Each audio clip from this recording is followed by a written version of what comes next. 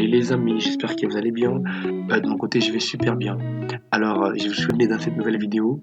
Ce soir, je vous partage une astuce, même pas une astuce, mais je commence déjà ma formation.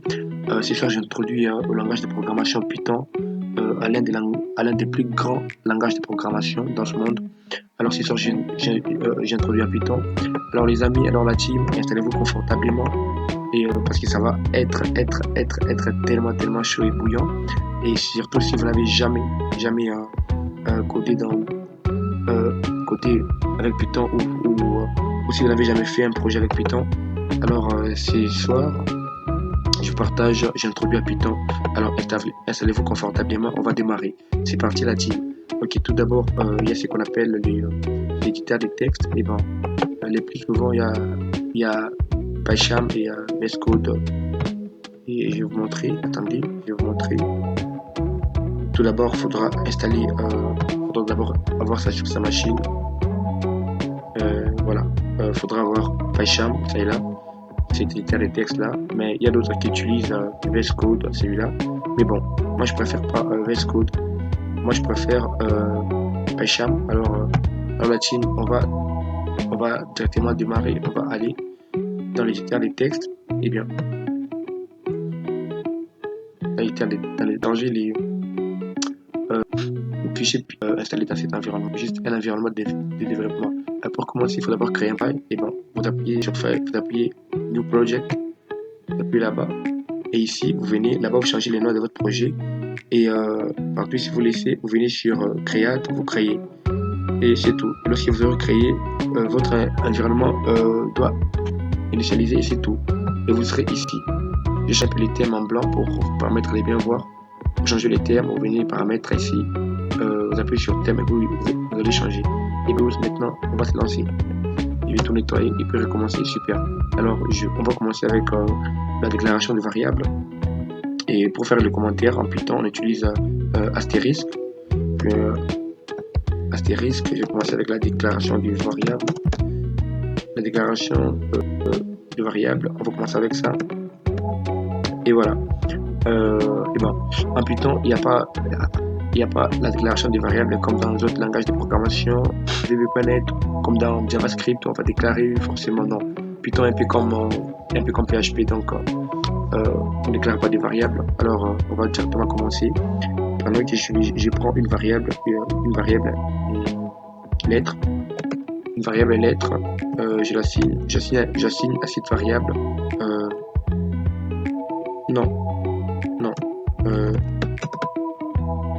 et j'assigne à cette variable lettre T. Et voilà. J'assigne à cette variable lettre T. Et voilà. Donc ici, il y a une variable. J'ai déclaré une variable. J'ai assigné à cette variable la phrase. Alors la team là, vous l'avez compris, pour déclarer une variable, c'est juste écrire la variable et puis l'assigner. Notre variable et puis on assigne, c'est tout. Et voilà, il y a encore une autre manière de faire. On peut soit écrire lettre 1, lettre 1, virgule, lettre 2, attendez, lettre 1 et aussi lettre 2 sera égal à, on fait lettre T1, et puis ici,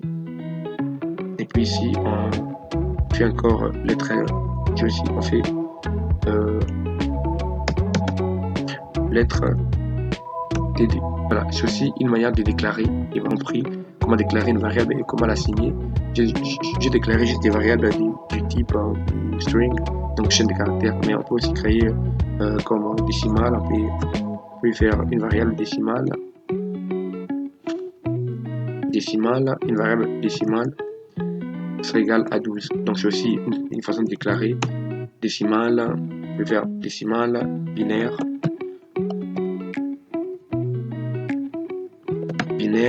et puis on dit qu'il sera égal à 10 et 5 par exemple, 10 et voilà, 10 et 5 par exemple, et voilà.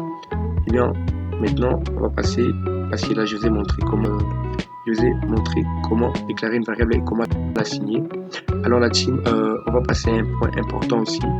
Après avoir déclaré une variable, eh bien, on va passer à ce qu'on appelle le casting ou alors l'encryptage, c'est-à-dire lorsque vous avez une variable du type vous avez une variable du type string et vous voulez changer ça en type integer ou entier. Alors dans notre cas, on a ici c'est quoi? Ici on a c'est lettre, on a lettre égale à quoi? Lettre égale à lettre T, lettre égale à lettre T et non, plutôt 15 et je vais changer ça en type entier et bon, j'ai qu'à faire ceci égale, j'ai qu'à faire ceci et ben, j'ai qu'à faire ceci égale à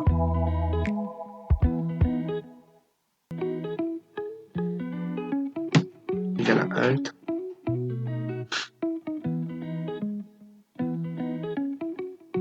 égale à int égale à int et puis je mets lettre et voilà, puis je mets lettre et voilà la team, vous l'avez compris, puis je mets lettre.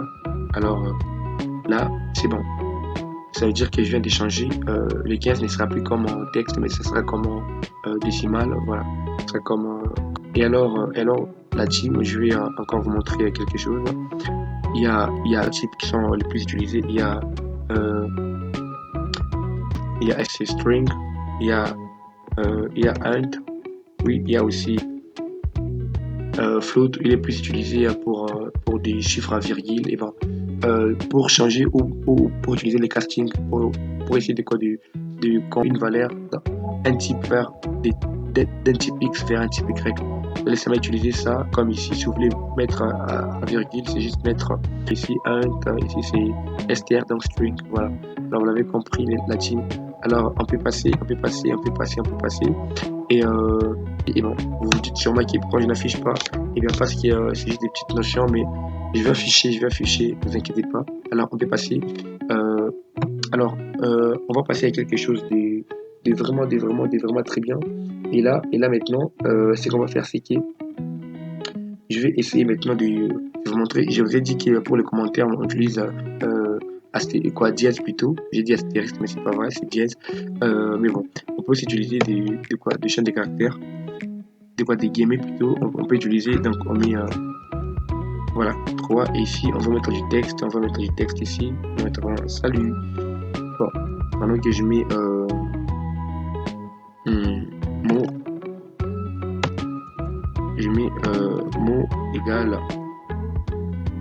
mot égal, et ici je peux mettre du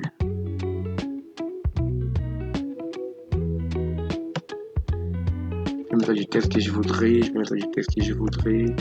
c'est de suite, mais je peux aussi l'utiliser comme plutôt commentaire. Je peux aussi l'utiliser comme commentaire, comme si j'utilisais là-bas en haut avec dièse, et voilà. Je peux l'utiliser comme commentaire. Et bien maintenant on va passer à quelque chose de vraiment maintenant pratique.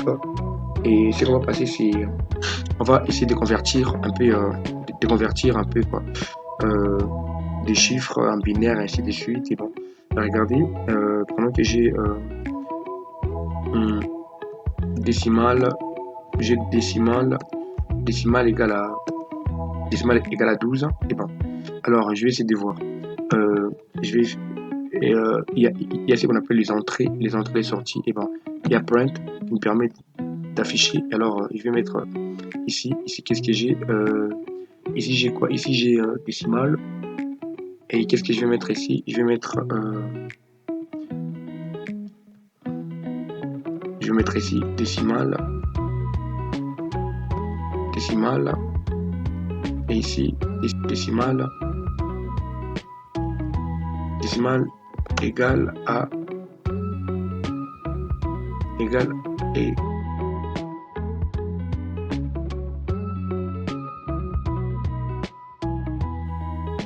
voilà la team. Et ici je vais essayer de convertir ça en binaire. je mets juste des points, puis je mets B. Et là, je vais essayer de voir.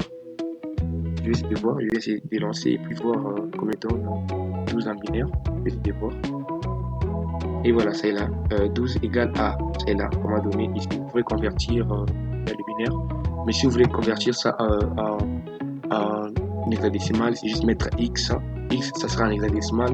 En octal, c'est juste mettre O, ça sera en octal. Et puis, pour voir 12 égale à combien comme code, comme code, pour prendre qu'ici, on a 65. Et je vais essayer de voir 65 égale à combien comme code informatique. C'est juste C. Et puis, je vais essayer de voir égale à combien comme code informatique. Comme code informatique, je vais essayer de voir, Et voilà, on m'a dit 65 égale à A, code informatique. Donc voilà. Et bien la team, alors on va passer. Et utiliser quelque chose. J'ai utilisé F puis des simple code, c'est-à-dire une seule code. C'est une manière de quoi d'afficher aussi. C'est une manière d'afficher les variables et voilà. C'est une manière d'afficher les variables. Il y a aussi l'autre manière, c'est juste print. On écrit décimale.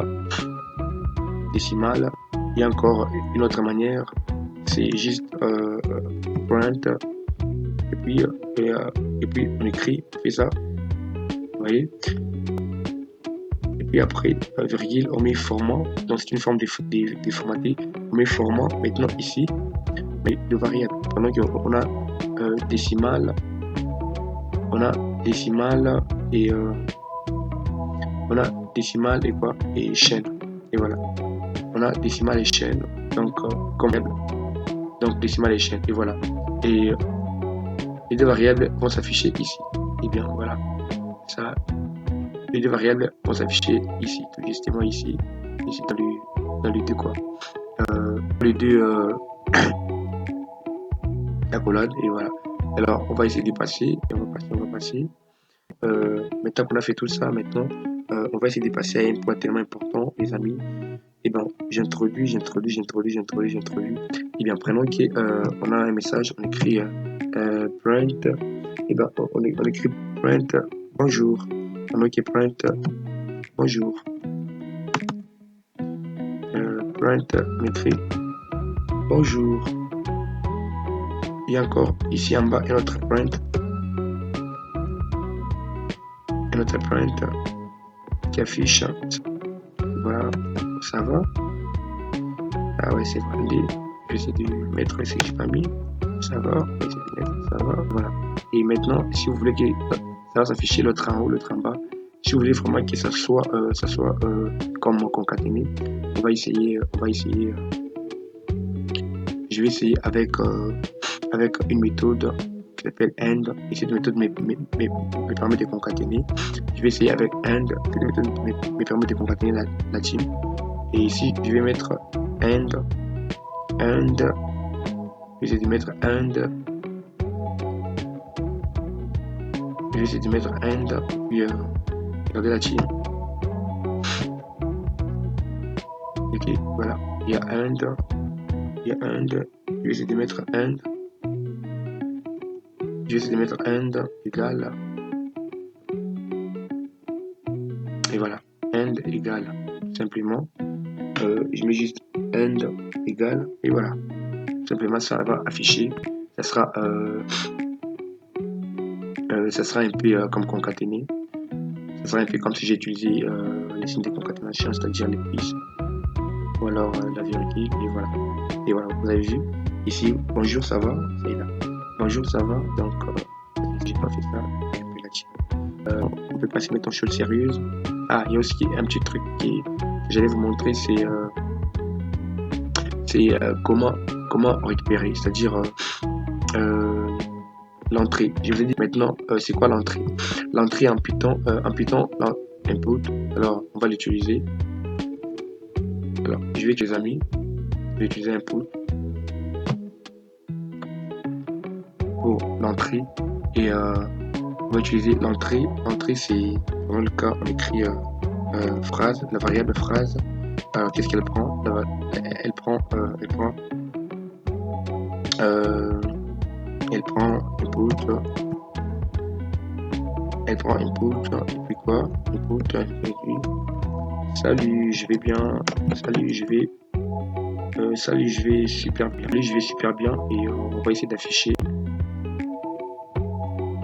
salut, je vais super bien, salut, je vais super bien, et toi? Salut, je vais super bien, et toi? Et ben, et là, on va essayer d'afficher phrase, euh, print, phrase, on va essayer d'afficher phrase,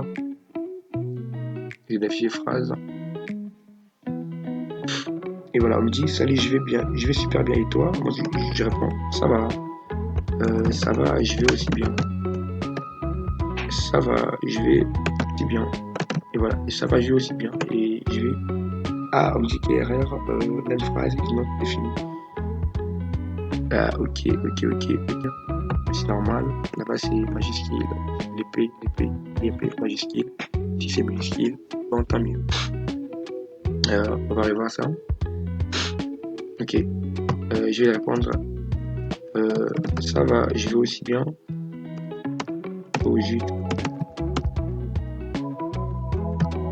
ça va, je vais aussi super bien, et je vais lancer, et voilà. Voilà, on me dit là, on a affiché ça super bien, et voilà, c'est-à-dire la variable phrase a pris quoi, la réponse que j'ai donnée ici, voilà. Et là, si vous l'avez compris, eh bien, j'essaie de paraître les plus simples possible pour même qu'ils puissent se retrouver. Et voilà. Bon, maintenant que j'ai donné quelques notions de base, on peut maintenant passer à quelque chose juste un tout petit peu complexe. Bon, même pas complexe, juste un tout petit peu. C'est les structures. J'espère que vous savez, il y a des structures séquentielles, itératives et aussi alternatives ou conditionnelles. Et voilà. Alors, on va commencer par les structures conditionnelles. Et voilà, les structures conditionnelles, c'est on utilise if, la condition if. If, et ben voilà. On va commencer. Il y a les structures conditionnelles là, if. Et là, on va commencer. Bon, prenons qu'on nous dit de faire un petit programme qui vérifie l'âge. Un petit programme qui vérifie l'âge des gens. Si quelqu'un, l'âge des étudiants, si un étudiant a moins de 8 ans, il va pas être admis. Alors, on va essayer de faire. On va commencer. If, on va essayer. Pour étudiant, on prend l'information de l'étudiant. Étudiant égale input, je vais faire étudiant égale input. On va commencer avec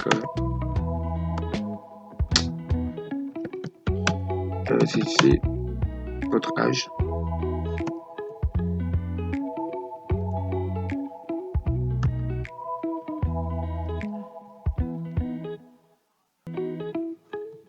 C'est votre âge.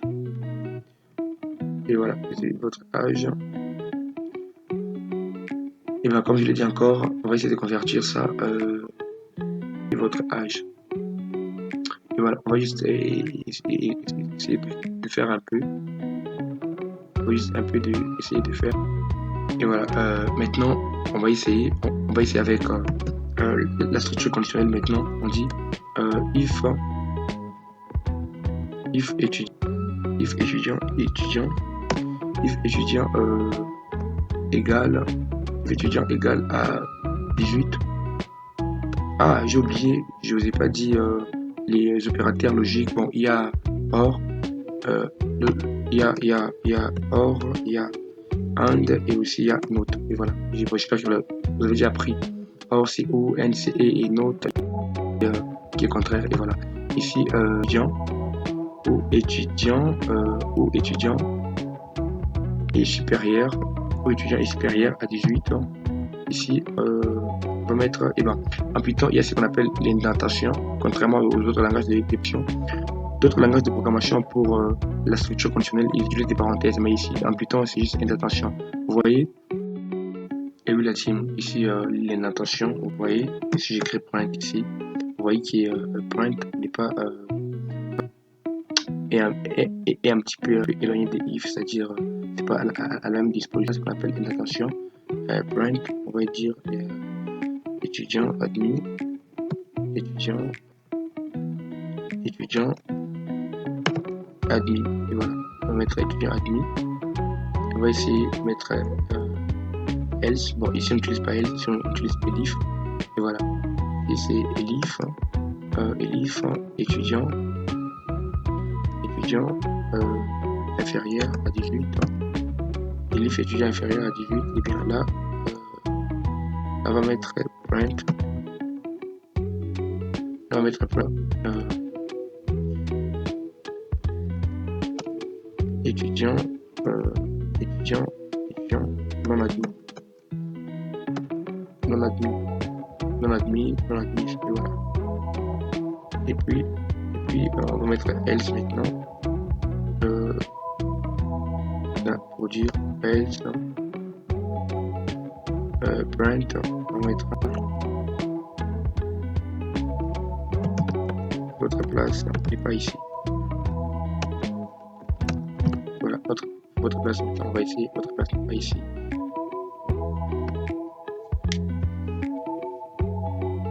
C'est votre âge, on va mettre des points ici, bon tant mieux. Bon, j'essaie un peu d'aller mollo pour que tout le monde comprenne. C'est juste des petites notions de base. Alors ici je vais mettre l'âge, je mets 19. J'ai mis 119. Je mets 19, alors on me dit étudiant admis. Et voilà. Ici encore, si je mets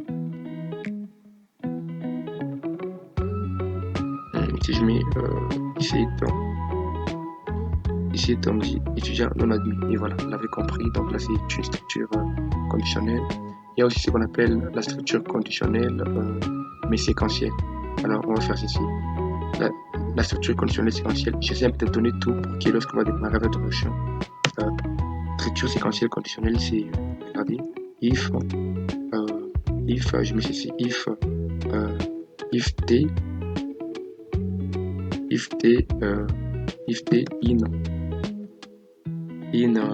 pardon, je prends mon nom, Tony Games, if t in Tony Games, ici j'écris brand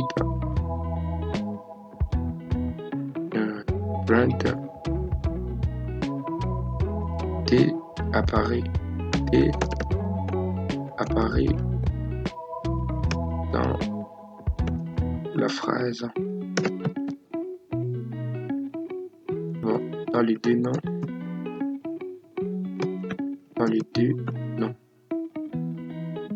ok, dans les deux noms, else print T n'apparaît pas. Voilà, T n'apparaît pas. Et voilà, je vais essayer de voir ce qui se passe. Ça c'est ce qu'on appelle la structure conditionnelle. Et quoi? La structure conditionnelle, mais if séquentielle. Et voilà, ici on me dit T apparaît dans les deux noms. Et voilà. Si je mets ici petit prénom A qui n'est pas là, on va me dire que A n'apparaît pas. Et voilà. On va essayer de voir, on va me dire qu'A n'apparaît pas, les amis. On va me dire qu'A n'apparaît pas. Et voilà, on va essayer de voir.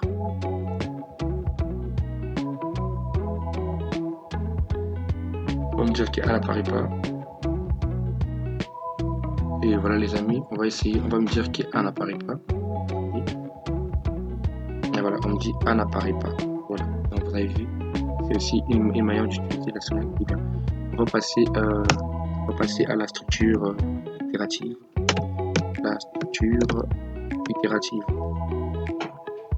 On parle des itérations. Bon, alors on a deux.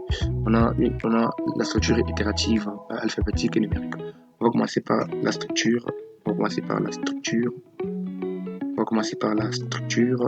Itérative. La structure itérative alphabétique. Structure itérative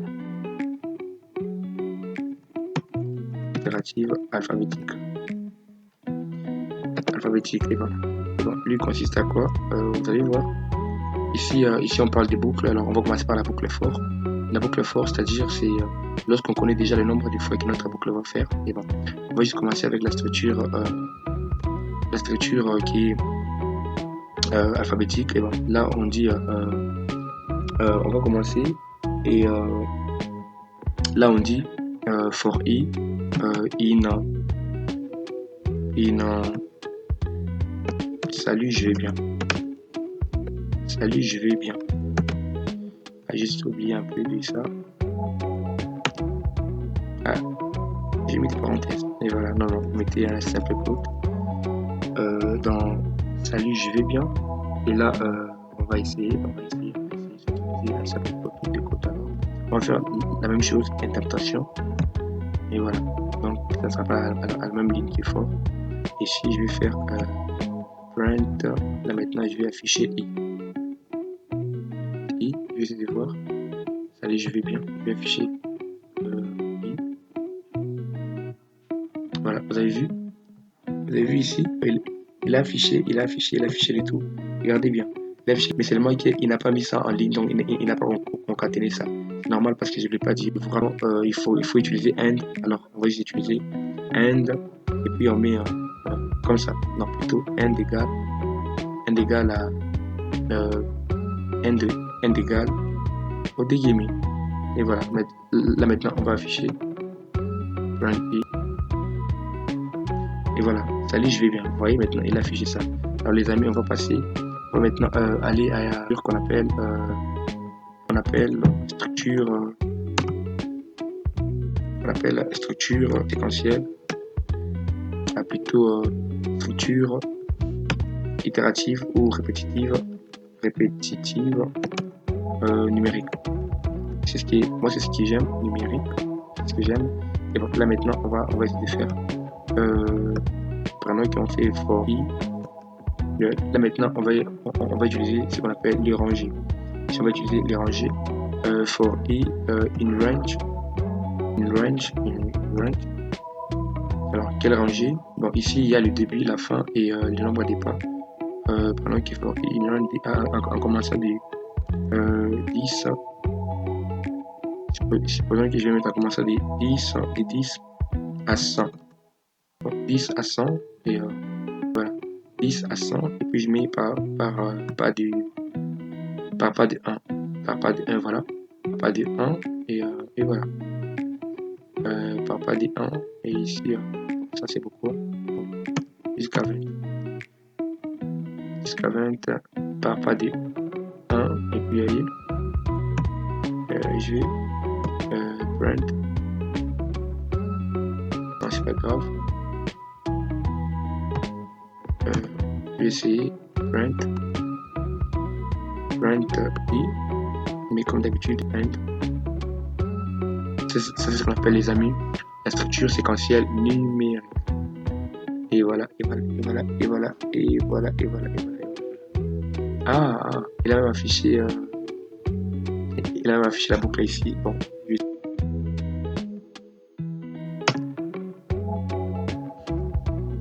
donc par pas de 1, on va avoir, bon, voilà, tout affiché, les amis, comme vous pouvez le voir, 10, 11, 12, 13, 14. Bon, on va essayer de mettre ça pour un peu séparé,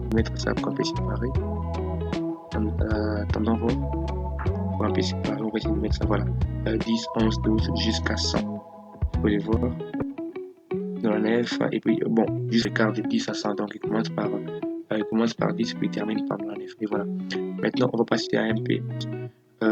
Je vais lui dire de faire la table de multiplication en prenant qu'il y ait du chiffre prenant. Bon, du chiffre 5 par exemple. Alors ici je lui dis, comme je l'ai dit, F, et ici je mets 5. Je mets les signes. 5 fois combien?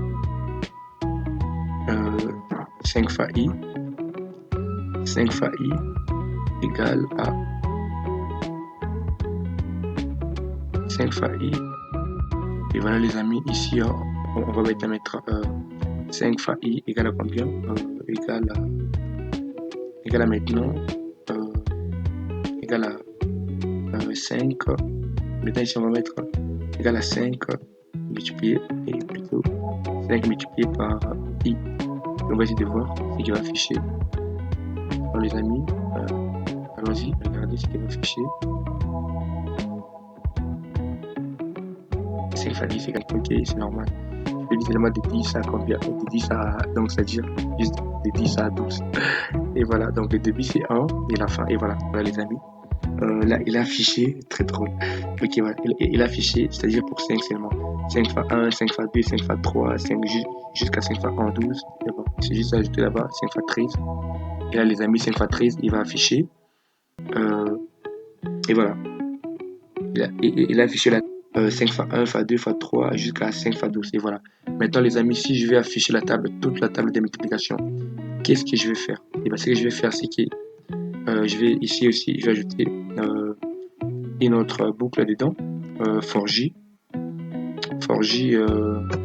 range, for j in range g1 virgule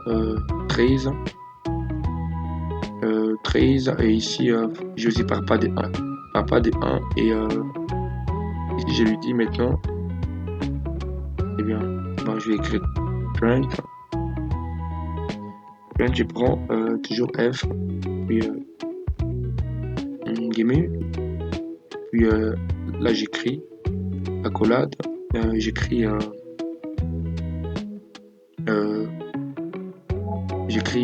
i, j'écris i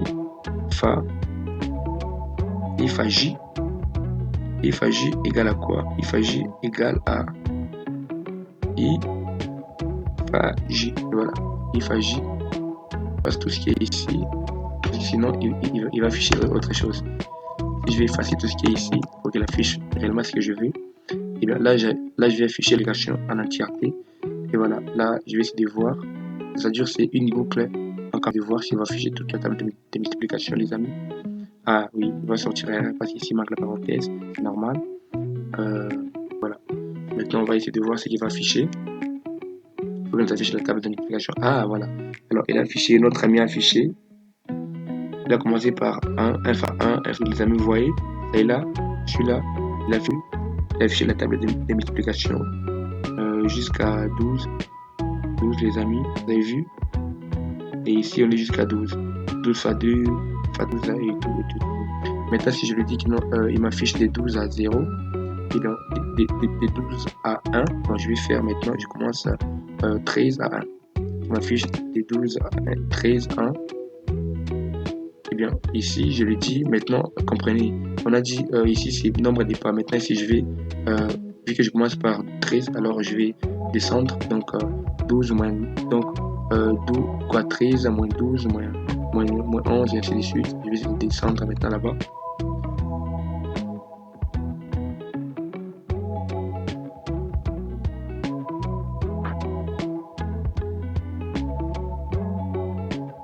Et voilà, il a commencé 1 fois 13, 1 fois 11, et voilà.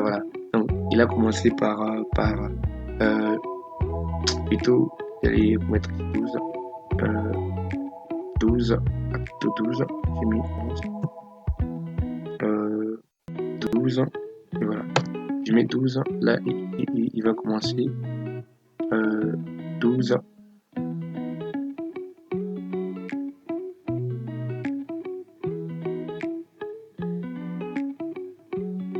Et voilà. Et donc, il commence juste par, voilà, il commence 12, 11 fois 9, on est ici, 1 fois 9, plutôt 1 fois 12, 1 fois 11, et voilà. Et si je vais changer partout, et ben c'est juste venir ici aussi, je mets 12 ici, et ici je mets, je mets 1, voilà. Et ici, comme d'habitude, si je veux aussi mettre moins comme ça, donc je vais voir maintenant ici ce qui va afficher. Voir les amis, on va essayer de voir, fiche 8. Et voilà les amis. Et bon, sauf que je vais barrer, sauf qu'ici il ne pourra plus afficher 1. Et bon, je vais mettre là-bas pour qu'il affiche aussi. Et voilà les amis, donc il m'a affiché 12 fois 12, 12 fois 11, donc il commence par 12, ainsi de suite les amis, donc il commence d'abord par 12, ainsi de suite. Alors vous avez vu, on a fait on a presque vu beaucoup de choses à faire une petite tablette de multiplication, les amis, avec itérative ou répétitive. Voilà, c'est juste fort. Et la prochaine fois, on va encore entamer. C'est juste une introduction partie 1, les amis. Alors, essayez de faire ici. Et ça va beaucoup, beaucoup vous aider. Essayez de revoir tout ce qu'on a fait. Il va beaucoup, beaucoup, beaucoup, beaucoup vous aider encore. Revoyez tout ça, revoyez tout ça. Et ben, je vais juste un petit peu récapituler sur quelques points peut-être que vous n'avez pas bien compris. Je vais juste essayer de récapituler. L'important, c'est que vous compreniez ce que je fais et que vous soyez en mesure de le faire. Parce que de plus en plus, on va commencer à avancer. De plus en plus, et ça va être un peu tellement, tellement compliqué. C'est Python. Et là, on a vu ce que j'ai écrit. J'ai dit j'avais dit pour convertir en différentes bases, on utilise il y a B pour les binaires, il y a C pour le code informatique, il y a O pour octal, non, il y a D pour le décimal, il y a O pour l'octal, et puis il y a X pour l'hexadécimal, les amis. Et AND nous permet de quoi? AND nous permet de concaténer, et voilà. Et même si on sait que la concaténation, on peut le faire avec plus ou avec la virgule, voilà. Et aussi, les amis, on a encore parlé sur comment déclarer une variable. Je mets variable égale à Tony Kems, hein, voilà. Variable égale à Tony Kems, et voilà. Et on a vu la structure. Bon, je vais encore revenir. Et ici, directement, j'ai la variable. En même temps, j'ai assigné l'air à une variable, les amis, voilà.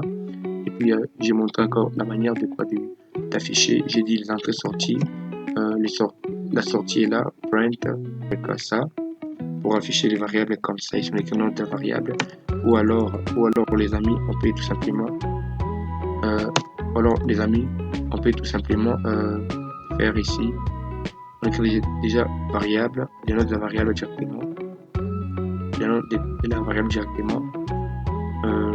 Et pour concaténer ici avec du texte, c'est juste mettre les virgules, vous mettez les textes, et puis si encore vous concaténez vos variables à deux, et voilà. Là, c'est aussi une manière. Et, on a encore vu les structures. J'ai parlé des structures conditionnelles. Là, on a vu les structures conditionnelles qui se basaient sur la séquence, c'est-à-dire sur la séquence, si on a if, si on a if, i,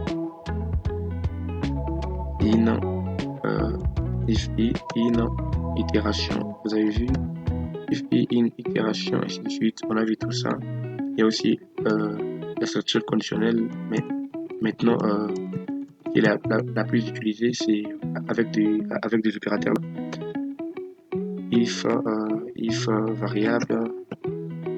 variable égale ou supérieur ou inférieur ou égal.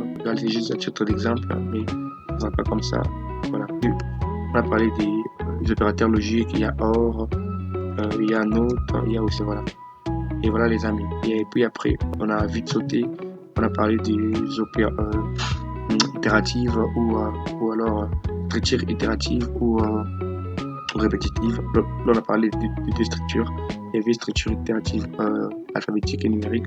Alphabétique, c'est for, par exemple, for i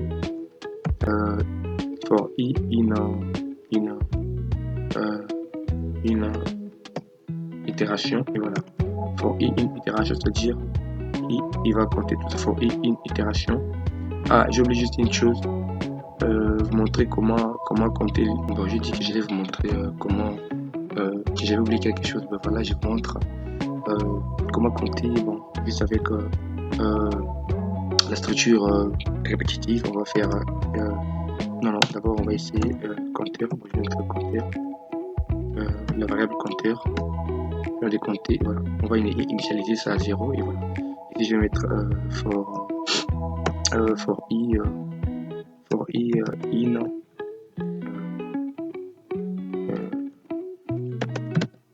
je vais bien toi.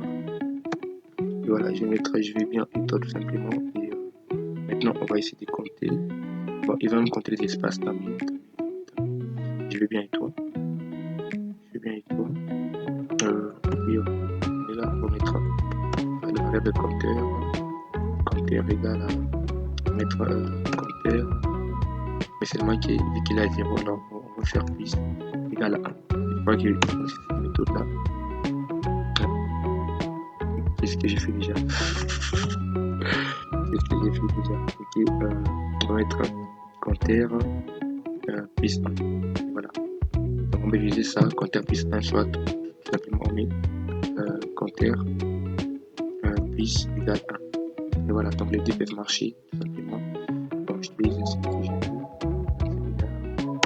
Voilà. Alors ici je vais juste dire je vais juste essayer de mettre quoi, de mettre les points. Bon. Alors les points qui sortent avec la structure, point compteur, point compteur. On va essayer d'afficher un peu.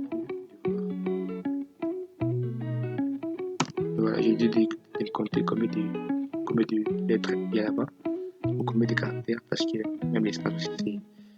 Voilà, il m'a dit 19. Si on comptait 1, 2, 3, 4, 5, 6, 7, 8, 9, 10, 11, 12, 13, 14, 15, 16, 17, 19. Alors, il n'y a pas tort, elle est 19. Voilà les amis, donc vous pourrez compter si vous voulez ici. Si on veut dire, il y a combien de variables ici, on va essayer avec donc, if, bon, il y a combien de voyelles plutôt, if voyelle, donc if voyelle in.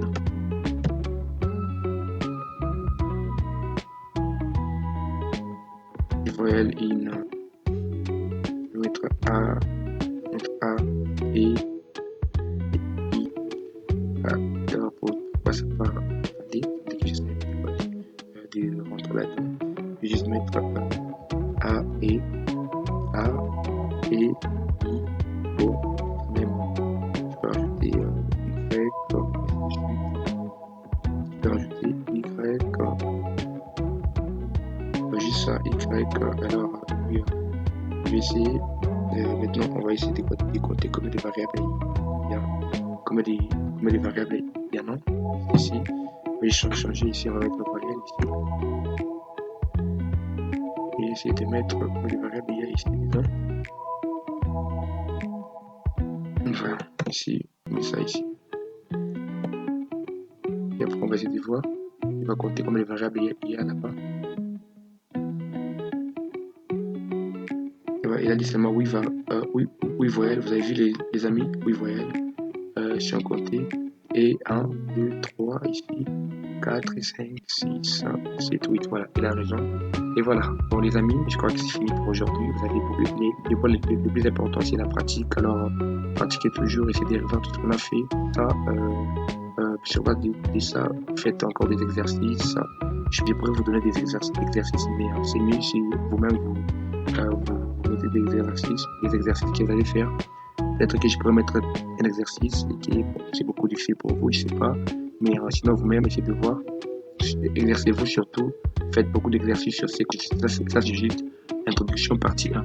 Alors la team, voilà, c'est la fin de cette vidéo, de cette introduction à Python. Et bon, la prochaine fois, on va maintenant essayer d'utiliser un peu quelques librairies, et de suite la team.